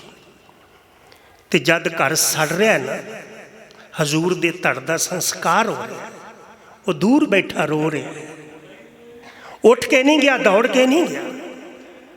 ਜਦ ਅੱਧੀ ਰਾਤ ਦਾ ਵਕਤ ਲੰਘ ਗਿਆ ਨਾ, ਹਜ਼ੂਰ ਦੇ ਧੜ ਦਾ ਸੰਸਕਾਰ ਹੋ ਗਿਆ। ਉਹਨੇ ਮਹਾਰਾਜ ਦੇ ਧੜ ਵਾਲੀ ਜਗ੍ਹਾ ਤੇ ਜਲ ਦਾ ਛੜਕਾਓ ਕੀਤਾ। ਛੜਕਾਓ ਕਰਕੇ ਗੁਰੂ ਤੇਗ ਬਹਾਦਰ ਸਾਹਿਬ ਜੀ ਦੀਆਂ ਅਸਥੀਆਂ ਚੁਣੀਆਂ। ਇੱਕ ਇੱਕ ਅਸਥੀ ਨੂੰ ਜਲ ਵਿੱਚ ਇਸ਼ਨਾਨ ਕਰਾ ਕੇ ਭਾਈ ਲੱਖੀ ਸਾਹ ਵਣਜਾਰਾ ਜੀ ਨੇ ਇੱਕ ਪਿੱਤਲ ਦੀ ਗਾਗਰ ਵਿੱਚ ਪਾਇਆ, ਔਰ ਉਸੇ ਜਗ੍ਹਾ ਤੇ ਉਹ ਗਾਗਰ ਡੂੰਘਾ ਟੋਆ ਪੁੱਟ ਕੇ ਦੱਬ ਦਿੱਤੀ ਗਈ। ਥੋੜੀ ਜਿਹੀ ਮਿੱਟੀ ਉਹਦੇ ਉੱਪਰ ਕਰਕੇ ਫਿਰ ਸੁਆਹ ਪਾ ਦਿੱਤੀ ਗਈ। ਤੇ ਸ਼ਾਇਦ ਆਪ ਜੀ ਨੂੰ ਗਿਆਤ ਹੋਵੇ, ਦਿੱਲੀ ਵਾਲਿਓ, ਜਿਹੜਾ ਬੰਦਾ ਗੁਰੂ ਤੇਗ ਬਹਾਦਰ ਸਾਹਿਬ ਲਈ, ਜਿਹੜਾ ਮਹਾਂਪੁਰਖ ਆਪਣੇ ਘਰ ਨੂੰ ਅੱਗ ਲਾ ਸਕਦਾ, ਗੁਰੂ ਤੇਗ ਬਹਾਦਰ ਸਾਹਿਬ ਦੀਆਂ ਅਸਥੀ ਨੇ ਸਾਂਭੀਆਂ। ਜਦ ਗੁਰੂ ਗੋਬਿੰਦ ਸਿੰਘ ਸਾਹਿਬ ਦਿੱਲੀ ਆਏ ਨਾ, ਤੇ ਮਹਾਰਾਜ ਨੇ ਦਿੱਲੀ ਦਾ ਇੱਕ ਗੁਰਦੁਆਰਾ ਜਿਹੜਾ ਗੁਰੂ ਜੀ ਨੇ ਆਪ ਬਣਾਇਆ, ਉਹ ਹੈ ਰਕਾਬਗੰਜ ਸਾਹਿਬ। ਆਪਣੇ ਹੱਥੀਂ ਮਹਾਰਾਜ ਨੇ ਗਾਰਾ ਤਿਆਰ ਕਰਕੇ, ਇੱਟਾਂ ਲਾ ਕੇ ਇੱਕ ਕਮਰਾ ਤਿਆਰ ਕੀਤਾ। ਤੇ ਜਦ ਗੁਰੂ ਤੇਗ ਬਹਾਦਰ ਸਾਹਿਬ ਇੱਥੋਂ ਮਥੁਰਾ ਚਲੇ ਗਏ, ਇਤਿਹਾਸ ਬੜਾ ਰੌਚਕ ਹੈ। ਗੁਰੂ ਗੋਬਿੰਦ ਸਿੰਘ ਸਾਹਿਬ ਦਾ ਇੱਕ ਪਾਲਤੂ ਪੁੱਤਰ ਸੀ, ਜੀਤ ਸਿੰਘ। ਉਹ ਇੱਕ ਸੁਨਿਆਰੇ ਦਾ ਬੱਚਾ ਸੀ। ਉਹਦੀ ਬਿਲਕੁਲ ਬਾਬਾ ਅਜੀਤ ਸਿੰਘ ਨਾਲ ਸ਼ਕਲ ਮਿਲਦੀ ਸੀ। ਉਹ ਬੜਾ ਆਪ ਹੁਦਰਾ ਹੋ ਗਿਆ ਸੀ। ਉਹਨੇ ਜਾਮਾ ਮਸਜਿਦ ਆ ਕੇ ਪਿਸ਼ਾਬ ਕਰ ਦਿੱਤਾ। ਮੁਸਲਮਾਨਾਂ ਨੇ ਕ੍ਰੋਧ ਵਿੱਚ ਆ ਕੇ ਉਹ ਗੁਰਦੁਆਰਾ ਤੋੜ ਕੇ ਰਕਾਬਗੰਜ ਦਾ ਇੱਥੇ ਮਸਜਿਦ ਬਣਾ ਦਿੱਤੀ। ਗੁਰੂ ਗੋਬਿੰਦ ਸਿੰਘ ਸਾਹਿਬ ਨੂੰ ਮਥੁਰਾ ਖਾਲਸਿਆਂ ਨੇ ਜਾ ਕੇ ਦਿੱਲੀ ਦਿਆਂ ਨੇ ਰਿਪੋਰਟ ਦਿੱਤੀ। ਤੇ ਸਾਹਿਬੇ ਕਮਾਲ ਕਹਿ ਲੱਗੇ, ਕੋਈ ਗੱਲ ਨਹੀਂ, ਮੇਰਾ ਕੋਈ ਆਏਗਾ ਤੇ ਗੁਰਦੁਆਰੇ ਬਣਾਏਗਾ। ਉਹ ਸੀ ਬਾਬਾ ਬਘੇਲ ਸਿੰਘ। ਜਦ ਬਾਬਾ ਬਘੇਲ ਸਿੰਘ ਆਇਆ ਨਾ, ਤਾਂ ਮੁਹੰਮਦ ਸ਼ਾਹ ਰੰਗੀਲਾ ਕਹਿੰਦਾ, ਬਾਬਾ ਦਿੱਲੀ ਮਾਰਨ ਆਇਆ। ਤੇ ਜਥੇਦਾਰ ਕਹਿਣ ਲੱਗੇ, ਉਹ ਰੰਗੀਲਾ, ਦਿੱਲੀ ਮਾਰਨੀ ਤੇ ਸਿੱਖਾਂ ਵਾਸਤੇ ਬਿੱਲੀ ਮਾਰਨੀ। ਮਾਰੀ ਆ ਨਾ ਦਿੱਲੀ ਬਿਨਾਂ ਕਿਸੇ ਸ਼ਸਤਰ ਤੋਂ। ਕੇਵਲ ਬੰਦਾ ਸ਼ਸਤਰਾਂ ਨਾਲ ਨਹੀਂ ਮਰਦਾ। ਜਦੋਂ ਕੋਈ ਕਿਸੇ ਨੂੰ ਮਾਰਦਾ ਨਾ, ਤੇ ਚੁੱਪ ਰਹਿ ਕੇ ਵੀ ਅਗਲੇ ਦੀ ਮੌਤ ਕੀਤੀ ਜਾ ਸਕਦੀ। ਕਿਸੇ ਵੀ ਰਿਸ਼ਤੇ ਵਿੱਚ ਇਹ ਨੀਤੀ ਆਖਦੀ ਹੈ, ਕਿਸੇ ਨੂੰ ਮਾਰਨਾ ਹੋਵੇ ਤੇ ਯਕਦਮ ਚੁੱਪ ਕਰ ਜਾਓ, ਸਾਇਲੈਂਟ ਹੋ ਜਾਓ, ਕੁਛ ਨਾ ਬੋਲੋ, ਅਗਲਾ ਜੀ ਜੀ ਕੇ ਮਰੇਗਾ। ਇਹਨੂੰ ਕਹਿੰਦੇ ਨੇ ਖਾਮੋਸ਼ੀ ਦੀ ਮੌਤ। ਮਾਰ ਦਿੱਤਾ ਨਾ ਅੰਦਰ ਦਾ ਹੰਕਾਰ। ਜਿਨ੍ਹਾਂ ਨੂੰ ਆਖਦੇ ਸਨ ਗਵਾਰ ਨੇ, ਇਹਨਾਂ ਨੂੰ ਪਤਾ ਹੀ ਨਹੀਂ ਪੇਂਡੂ ਲੋਕ ਨੇ। ਜਦ ਮੁਹੰਮਦ ਸ਼ਾਹ ਰੰਗੀਲਾ ਕਹਿਣ ਲੱਗਾ ਦਿੱਲੀ ਮਾਰਨ ਆਇਆ, ਕਹਿੰਦਾ ਦਿੱਲੀ ਨੂੰ ਕੀ ਮਾਰਨਾ, ਦਿੱਲੀ ਮਾਰਨੀ ਸਿੱਖਾਂ ਦੇ ਬਰਾਬਰ ਹੈ, ਦਿੱਲੀ ਤੇ ਕਬਜ਼ਾ ਕਰਨ ਆਇਆ। ਤੇ ਬਘੇਲ ਸਿੰਘ ਕਹਿਣ ਲੱਗਾ ਦਿੱਲੀ ਤੇ ਵੇਸ਼ਵਾ ਹੈ, ਕਦੀ ਇਸ ਤੇ ਕਿਸ ਦਾ ਕਬਜ਼ਾ, ਕਦੀ ਕਿਸ ਦਾ ਕਬਜ਼ਾ। ਦਿੱਲੀ ਕਦੀ ਇੱਕ ਦੀ ਹੋਈ। ਵੇਸ਼ਵਾ ਨੂੰ ਆਪਣਾ ਬਣਾਉਣ ਵਿੱਚ ਕਿਹੜੀ ਬਹਾਦਰੀ ਹੁੰਦੀ ਹੈ ਮੁਹੰਮਦ ਸ਼ਾਹ। ਕਹਿਣ ਲੱਗਾ ਦਿੱਲੀ ਕਰਨ ਕੀ ਆਇਆ, ਕਹਿਣ ਲੱਗਾ ਗੁਰੂ ਸਾਹਿਬ ਜੀ ਦੇ ਗੁਰਦੁਆਰੇ ਬਣਾਉਣ ਆਇਆ। ਤੇ ਸ਼ਾਇਦ ਆਪ ਜੀ ਨੂੰ ਪਤਾ ਹੋਵੇ ਕਿ ਜਿਹੜਾ ਗੁਰਦੁਆਰਾ ਰਕਾਬਗੰਜ ਸਾਹਿਬ ਹੈ, ਇੱਥੇ ਕਈ ਸਾਲ ਮਸਜਿਦ ਰਹੀ ਆ। ਜਦ ਮੁਹੰਮਦ ਸ਼ਾਹ ਰੰਗੀਲਾ ਆਇਆ ਨਾ, ਇੱਥੇ ਮਸਜਿਦ ਸੀ। ਜਦ ਰੰਗੀਲੇ ਦਾ ਰਾਜ ਆਇਆ, ਇੱਥੇ ਮਸਜਿਦ ਸੀ। ਬਘੇਲ ਸਿੰਘ ਕਹਿਣ ਲੱਗਾ ਇਹ ਸਥਾਨ ਮੇਰੇ ਗੁਰੂ ਦਾ ਹੈ। ਤੇ ਰੰਗੀਲਾ ਕਹਿਣ ਲੱਗਾ ਤੇ ਮਸਜਿਦ ਹੈ, 100 ਸਾਲ ਤੋਂ ਉੱਪਰ ਹੋ ਗਿਆ ਇੱਥੇ ਮਸਜਿਦ ਹੈ। ਜਥੇਦਾਰ ਕਹਿਣ ਲੱਗਾ ਮੇਰੇ ਗੁਰੂ ਤੇਗ ਬਹਾਦਰ ਸਾਹਿਬ ਦੀਆਂ ਥੱਲੇ ਅਸਥੀਆਂ ਦੱਬੀਆਂ ਹੋਈਆਂ ਨੇ। ਜਾ ਰੰਗੀਲਾ, ਮੈਂ ਗੁਰੂ ਗੋਬਿੰਦ ਸਿੰਘ ਸਾਹਿਬ ਦਾ ਸਿੱਖ, ਤੇਰੇ ਨਾਲ ਵਾਅਦਾ ਕਰਦਾ ਵਾਂ, ਅਗਰ ਗੁਰੂ ਤੇਗ ਬਹਾਦਰ ਸਾਹਿਬ ਦੀਆਂ ਅਸਥੀਆਂ ਥੱਲੋਂ ਮਿਲਣਗੀਆਂ ਤਾਂ ਮੈਂ ਗੁਰਦੁਆਰਾ ਬਣਾਵਾਂਗਾ, ਵਰਨਾ ਢਾਈ ਹੋਈ ਮਸਜਿਦ ਅਸੀਂ ਦੁਬਾਰਾ ਬਣਾ ਕੇ ਜਾਵਾਂਗੇ ਔਰ ਅੱਗੇ ਨਾਲੋਂ ਸੁੰਦਰ ਬਣਾ ਕੇ ਜਾਵਾਂਗੇ। ਜਦ ਅਰਦਾਸ ਕਰਕੇ ਟੱਕ ਲਾਇਆ ਗਿਆ ਤੇ ਉਹ ਗਾਗਰ ਗਲੀ ਛੜੀ ਸੀ, ਹਜ਼ੂਰ ਦੀਆਂ ਕੁਝ ਅਸਥੀਆਂ ਮਿਲੀਆਂ। ਇੱਕ ਵਾਰ ਆਖੋ ਸਤਨਾਮ ਸ਼੍ਰੀ ਵਾਹਿਗੁਰੂ। ਉਹਨਾਂ ਅਸਥੀਆਂ ਨੂੰ ਫਿਰ ਜਲ ਵਿੱਚ ਇਸ਼ਨਾਨ ਕਰਾਇਆ ਗਿਆ। ਕਲਪਨਾ ਕਰਕੇ ਦੇਖ ਵੀ ਉਹ ਸਿੱਖ ਕੈਸੀ ਕਰਨੀ ਦੇ ਮਾਲਕ ਹੋਣਗੇ। ਬੜੀ ਦੇਰ ਪਹਿਲਾਂ ਮੈਂ ਮਾਲਵੀਆ ਨਗਰ ਆਇਆ ਤੇ ਇਹ ਕਥਾ ਮੈਂ ਸੁਣਾਇਆ। ਕਹਿੰਦੇ ਕਦੀ ਸੁਣੀ ਨਹੀਂ। ਮੈਂ ਕਿਹਾ ਖੋਜ ਕਰਿਆ ਕਰੋ। ਜਦ ਉਹਨਾਂ ਅਸਥੀਆਂ ਨੂੰ ਫਿਰ ਦੁਬਾਰਾ ਵਾਸ਼ ਕੀਤਾ ਗਿਆ, ਸਾਫ਼ ਕੀਤਾ ਗਿਆ, ਫਿਰ ਪਿੱਤਲ ਦੀ ਗਾਗਰ ਵਿੱਚ ਪਾਈਆਂ ਗਈਆਂ।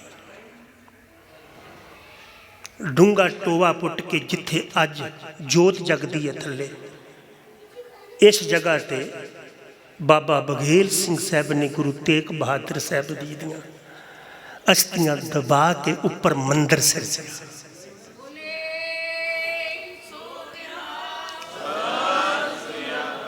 ਉੱਪਰ ਗੁਰਦੁਆਰਾ ਸਿਰਜਿਆ। ਇੱਕ ਇਹ ਗੁਰਦੁਆਰਾ ਜਿਹੜਾ ਗੁਰੂ ਗੋਬਿੰਦ ਸਿੰਘ ਸਾਹਿਬ ਨੇ ਖੁਦ ਬਣਾਇਆ। ਦੂਸਰਾ ਗੁਰਦੁਆਰਾ ਪਤਾ ਕਿਹੜਾ, ਜਿੱਥੇ ਸ਼ਾਇਦ ਤੁਸੀਂ ਬਹੁਤ ਘੱਟ ਜਾਂਦੇ ਹੋ, ਉਹ ਮਾਤਾ ਸੁੰਦਰੀ। ਇਹ ਮਾਤਾ ਸੁੰਦਰੀ ਜੀ ਨੇ ਆਪਣੀ ਦੇਖ ਰੇਖ ਵਿੱਚ ਤਿਆਰ ਕਰਾਇਆ ਸੀ। ਉਦੋਂ ਇਹਦੇ ਤੇ 1850 ਰੁਪਇਆ ਲੱਗਾ। ਜਗ੍ਹਾ ਸਿੱਖਾਂ ਨੇ ਦਾਨ ਕੀਤੀ ਸੀ ਤੇ ਸਿੱਖਾਂ ਨੇ ਘਰਾਂ ਚੋਂ ਪੈਸੇ ਇਕੱਠੇ ਕੀਤੇ ਸੀ। ਜਦ ਸਿੱਖ ਜਾਣ ਲੱਗੇ ਨਾ ਗੁਰਦੁਆਰਾ ਰਕਾਬਗੰਜ ਸਾਹਿਬ ਬਣਾ ਕੇ, ਸੀਸਗੰਜ ਸਾਹਿਬ ਬਣਾ ਕੇ, ਰਕਾਬਗੰਜ ਦੀ ਸਿਰਜਣਾ ਕਰਕੇ, ਤੇ ਜਥੇਦਾਰ ਬਘੇਲ ਸਿੰਘ ਕਹਿਣ ਲੱਗਾ ਅਸੀਂ ਇੱਥੋਂ ਮਸਜਿਦ ਤੋੜੀ ਸੀ। ਰਕਾਬਗੰਜ ਦੇ ਪਿਛਲੇ ਬੰਨੇ ਉਹਨਾਂ ਨੇ ਮਸਜਿਦ ਵੀ ਬਣਾਈ। ਗੁਰੂ ਕਿਆ ਨੇ। ਤੇ ਰੰਗੀਲਾ ਪੁੱਛਦਾ ਮਸਜਿਦ ਤੁਸੀਂ ਸਿਰਜੋਗੇ, ਤੁਸੀਂ ਮਸਜਿਦ ਬਣਾਓਗੇ? ਤੇ ਜਥੇਦਾਰ ਕਹਿਣ ਲੱਗਾ ਮੇਰੇ ਗੁਰੂ ਦਾ ਉਪਦੇਸ਼ ਹੈ, ਦੇਹਰਾ ਉਹ ਮਸੀਤ ਹੋਈ, ਦੇਹਰੇ ਤੇ ਮਸੀਤ ਅੰਦਰ ਸਾਨੂੰ ਕੋਈ ਅੰਤਰ ਨਹੀਂ। ਇੱਕ ਬਾਬੇ ਨਾਨਕ ਦਾ ਘਰ ਹੈ ਜਿੱਥੇ ਅੱਲਾ ਵੀ ਕਿਹਾ ਜਾਂਦਾ ਹੈ, ਰਾਮ ਵੀ ਕਿਹਾ ਜਾਂਦਾ ਹੈ। ਕਦੀ ਮਸਜਿਦ ਵਿੱਚੋਂ ਰਾਮ ਦੀ ਆਵਾਜ਼ ਨਹੀਂ ਸੁਣੋਗੇ। ਸ਼੍ਰੀ ਗੁਰੂ ਤੇਗ ਬਹਾਦਰ ਸਾਹਿਬ ਜੀ ਦੀ ਸ਼ਹੀਦੀ ਤਿਲਕ ਤੇ ਜੰਜੂਲੀ ਸੀ। ਉਦੋਂ ਲੋੜ ਉਹਨਾਂ ਨੂੰ ਸੀ। ਮੈਂ ਕਬੀਰ ਤੁਹਾਡੇ ਚਰਨਾਂ 'ਚ ਬੇਨਤੀ ਕਰਾਂ, ਕਦੀ ਵੀ ਗੁਰੂ ਤੇਗ ਬਹਾਦਰ ਸਾਹਿਬ ਨੂੰ ਹਿੰਦ ਦੀ ਚਾਦਰ ਨਾ ਕਿਹਾ ਕਰੋ। ਕਿ ਉਹ ਹਿੰਦੁਸਤਾਨ ਦੇ ਸਨ। ਉਹਨਾਂ ਦੇ ਕੋਲ ਉਦੋਂ ਹਿੰਦੂ ਆਏ, ਉਹਨਾਂ ਨੂੰ ਖਤਰਾ ਸੀ। ਜੇ ਇਸਲਾਮ ਨੂੰ ਖਤਰਾ ਹੁੰਦਾ ਤੇ ਨਾ ਆਉਂਦੇ, ਨਾ ਜਾਂਦੇ। ਮਸਜਿਦਾਂ ਤੋੜੀਆਂ ਜਾਂਦੀਆਂ, ਜਿਹੜੇ ਇਸਲਾਮ ਦੇ ਚਿੰਨ੍ਹ ਖੋਏ ਜਾਂਦੇ, ਟੋਪੀ ਖੋਈ ਜਾਂਦੀ, ਉਹ ਗੁਰੂ ਤੇਗ ਬਹਾਦਰ ਸਾਹਿਬ ਦੇ ਕੋਲ ਆਉਂਦੇ ਕਿ ਸਾਡੇ ਧਰਮ ਨੂੰ ਖਤਰਾ। ਗੁਰੂ ਤੇਗ ਬਹਾਦਰ ਸਾਹਿਬ ਨਾ ਜਾਂਦੇ, ਜਾਂਦੇ। ਇਸ ਲਈ ਹਿੰਦ ਦੀ ਚਾਦਰ ਕਹਿਣਾ ਇਹ ਹਜ਼ੂਰ ਦੀ ਸ਼ਹੀਦੀ ਲਈ ਢੁਕਵਾਂ ਸ਼ਬਦ ਨਹੀਂ ਆ। ਤੇਗ ਬਹਾਦਰ ਧਰਮ ਦੀ ਚਾਦਰ, ਕਹਿਣ ਲੱਗੇ ਗੁਰੂ ਤੇਗ ਬਹਾਦਰ ਸਾਹਿਬ ਧਰਮ ਦੀ ਚਾਦਰ। ਹਿੰਦ ਤੇ ਇੱਕ ਖਿੱਤਾ ਹੈ, ਇਹ ਘਟਦਾ ਵੱਧਦਾ ਰਹੇਗਾ, ਪਰ ਗੁਰੂ ਤੇਗ ਬਹਾਦਰ ਸਾਹਿਬ ਤੇ ਅਸੀਮ ਨੇ। ਉਹਨਾਂ ਨੇ ਸਾਰੇ ਖਲਕਤ ਦਾ ਢੱਕਣ ਢੱਕਿਆ। ਐਸੇ ਪਰਮ ਗੁਰਦੇਵ ਸ਼੍ਰੀ ਗੁਰੂ ਤੇਗ ਬਹਾਦਰ ਸਾਹਿਬ ਜੀ ਦੀ ਸ਼ਹੀਦੀ ਨੂੰ ਜਿੰਨੀ ਵਾਰ ਵੀ ਨਮਸਕਾਰ ਕੀਤੀ ਜਾਏ ਥੋੜ੍ਹੀ ਹੈ। ਤੇ ਕੇਵਲ ਗੁਰੂ ਤੇਗ ਬਹਾਦਰ ਸਾਹਿਬ ਦੇ ਕੋਲੋਂ ਨੌ ਨਿਧੀਆਂ ਮੰਗਣੀ ਨਾ ਜਾਈਆ ਕਰੀਏ। ਇਹ ਵੀ ਸਬਕ ਲਈਏ ਕਿ ਦੂਸਰਿਆਂ ਵਾਸਤੇ ਜੀਦਾ ਵੀ, ਦੂਸਰਿਆਂ ਵਾਸਤੇ ਆਪੇ ਨੂੰ ਜੋਖਮ ਵਿੱਚ ਵੀ ਡਾਲੀਏ। ਗੰਨਾ ਆਪਣੇ ਆਪ ਨੂੰ ਪਿੜਵਾ ਕੇ ਨਾ ਤੇ ਫਿਰ ਰਸ ਦਿੰਦਾ ਹੈ, ਫਿਰ ਉਬਾਲਿਆ ਜਾਂਦਾ ਹੈ, ਉਹ ਫਿਰ ਗੁੜ ਦਿੰਦਾ ਹੈ, ਫਿਰ ਉਹਨੂੰ ਉਬਾਲਿਆ ਜਾਂਦਾ ਹੈ, ਫਿਰ ਚੀਨੀ ਬਣਦੀ ਹੈ। ਇਹ ਹੈ ਪਰ ਉਪਕਾਰੀ ਮਹਾਂਪੁਰਖਾਂ ਦਾ ਜੀਵਨ। ਗੁਰੂ ਕਿਰਪਾ ਕਰੇ, ਗੁਰੂ ਤੇਗ ਬਹਾਦਰ ਸਾਹਿਬ ਸੱਚੀ ਸਰਕਾਰ ਸਾਰਿਆਂ ਦੇ ਸੀਸ ਤੇ ਮਿਹਰ ਭਰਿਆ ਹੱਥ ਰੱਖੇ। ਮਾਨਯੋਗ ਗੁਰੂ ਪਿਆਰੇ ਨਾਨਕ ਪਿਆਓ ਵੀ ਕੀਰਤਨ ਦਰਬਾਰ, ਕਥਾ ਦਰਬਾਰ ਕਰਾਉਂਦੇ ਰਹਿੰਦੇ ਨੇ। ਇਹਨਾਂ ਨੇ ਮੇਰੇ 'ਤੇ ਤਰਸ ਕਰ ਲਿਆ, ਮੈਨੂੰ ਬੁਲਾ ਲਿਆ। ਮੈਂ ਬੜੀ ਵਾਰ, ਮੈਂ ਹਰਦੇਵ ਨਗਰ ਰਹਿੰਦਾ, ਬੜੀ ਵਾਰ ਸਥਾਨ ਦੇ ਅੱਗੋਂ ਦੀ ਲੰਘਿਆ, ਸਿਜਦਾ ਕਰਕੇ ਜਾਈਦਾ ਗੱਡੀ ਵਿੱਚ ਬੈਠਿਆ। ਪਰ ਇਹ ਇੰਨਾ ਸੁੰਦਰ ਸਥਾਨ ਹੋ ਗਿਆ, ਇਹਦੀ ਇੰਨੀ ਜਗ੍ਹਾ ਹੋਏਗੀ, ਮੈਂ ਵੇਖ ਕੇ ਫਿਦਾ ਹੋ ਗਿਆ। ਇਹਦੇ ਵਿੱਚ ਜੁੜਿਆ ਵੀ ਕਰੋ, ਗੁਰਦੁਆਰੇ ਵਿੱਚ ਆ ਕੇ ਬੈਠਿਆ ਕਰੋ। 172 ਗੁਰਦੁਆਰੇ ਅਸੀਂ ਪਾਕਿਸਤਾਨ ਛੱਡ ਕੇ ਆਏ ਸੀ, ਹਿਸਟੋਰੀਕਲ, ਜਿਨ੍ਹਾਂ ਵਿੱਚ ਕੋਈ ਨਹੀਂ ਬਚਿਆ। ਫੇਮਸ ਗੁਰਦੁਆਰੇ ਬਚੇ ਨੇ। ਅਸੀਂ ਪਾਕਿਸਤਾਨ ਤੋਂ ਗੁਰਦੁਆਰੇ ਚੁੱਕ ਕੇ ਨਹੀਂ ਸੀ ਲਿਆਏ, ਸਿੱਖ ਆਏ ਸੀ। ਇਹ ਬਣਾ ਲਏ ਨੇ, ਇਹਨਾਂ ਵਿੱਚ ਬੈਠਣ ਵਾਲੇ ਵੀ ਪੈਦਾ ਕਰੋ। ਇਸੇ ਲਈ ਬਣਾਏ ਹੁੰਦੇ ਨੇ, ਪਿੰਡ ਵਿੱਚ ਬੈਠੇ ਕੋਈ ਆ ਕੇ। ਵਾਹਿਗੁਰੂ ਜੀ ਕਾ ਖਾਲਸਾ,